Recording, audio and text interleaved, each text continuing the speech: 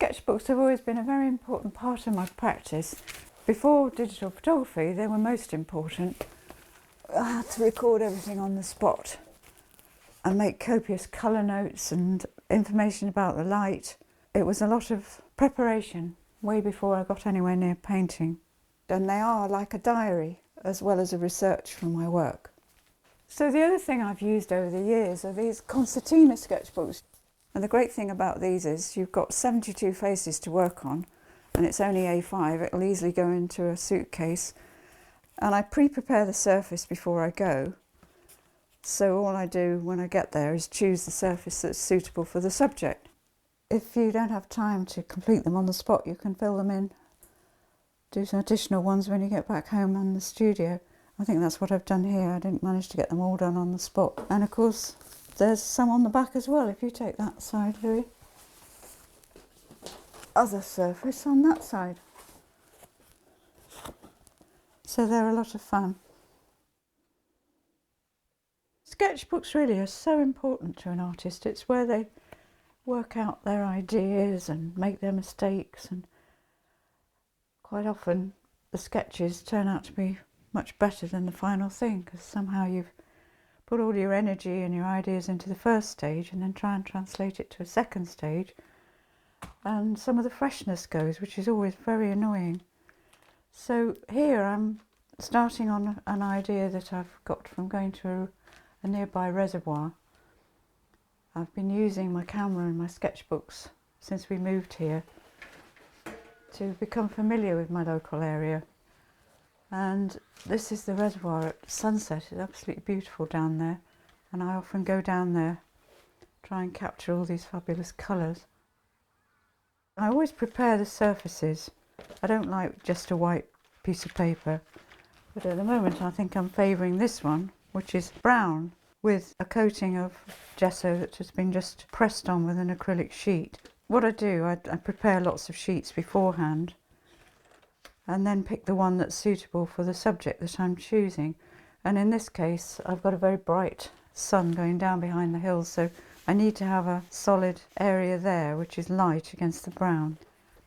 So I'm just going to put the colours out. I'm using mainly acrylic inks for this one, but also these fluid acrylics. I've got some white out here, and I'm going to put the yellows out. So I very rarely use a ruler, but I have discovered it's quite nice if you've got a straight horizon, as I have there, just to cheat a little bit. So I'm just using water-soluble crayon on that,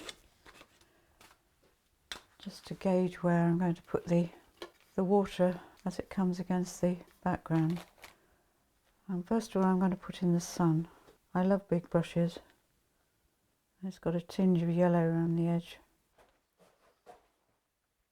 So my mother was an artist, and she taught me to use a sketchbook when we went on holidays. Always used to take sketchbooks with us. I remember sitting on a narrow boat, painting the water, trying to get reflections. So it became a habit. I must have produced about 100 in my lifetime, and they are so useful. You can go back to them, and they're a wonderful resource. I'm going to put an additional colour out. There's a bit of a tinge of flesh tint there. Some of these colours are opaque and some are transparent, which is ideal for me because I build up in layers and I need the transparency. I never mind these coils of wire that get in my way. It's all part and parcel of it. That's the great thing about sketchbooks. You can make your mistakes. No one else is going to look if you don't want them to see. Not so easy when you've got a camera leaning over you, mind you. After I left college and was working independently, I was actually a young mum by then, so sketchbooks were vital. I could get something done in a short time while the children, or the first child, was asleep. And I was working with still life then, so it would be working out the compositions for the still lives before I did the paintings. And then over the years, I would take a sketchbook outside and I would do landscapes.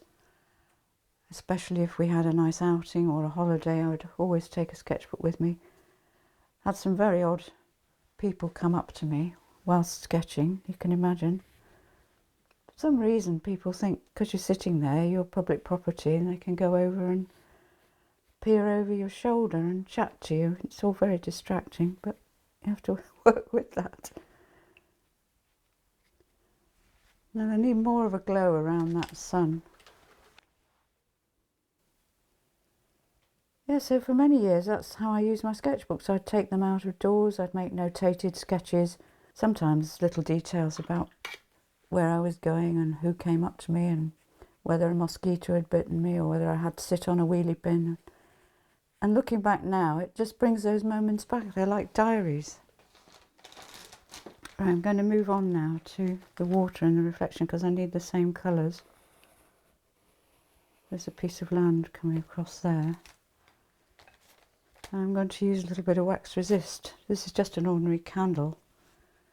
But to get some of those flashes of light, make use of this gesso. You always need quite a lot of pressure when you're using wax resist.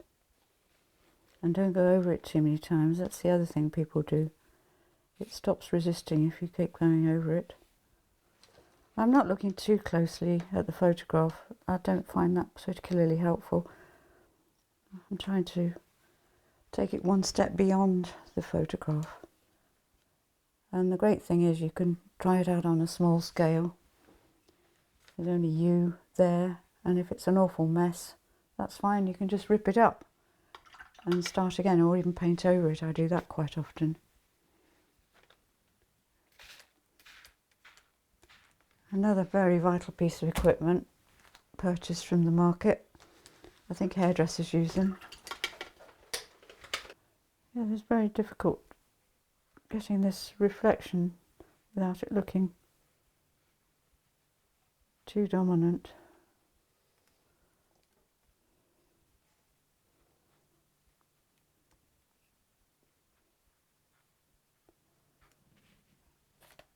Again, I might give it a bit of a squidge. Or even blot it a little bit with newspaper.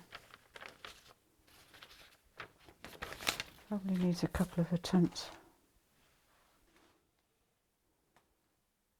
You have to put your brain on a separate level. It's slightly disengaged, which is why I often have the radio on. If you try too hard, it's impossible. But if you're too distracted, equally it's impossible. So lots of artists, lots of musicians talk about the same thing, about having to get into the zone. And that's why if you have serious worries on your mind, that's can't get into the zone. And then if you have a sudden interruption, no matter how nice the interruption, it can take you out of the zone. And all artists know what that's like when you get into the right zone and how you want to hold on to it, because it's such a precious place to be. So I managed to sort this out to my satisfaction. Had to lift a few areas back off again, and having a surface as I have, I can do that very easily, either with a dry brush or with blotting it with newspaper.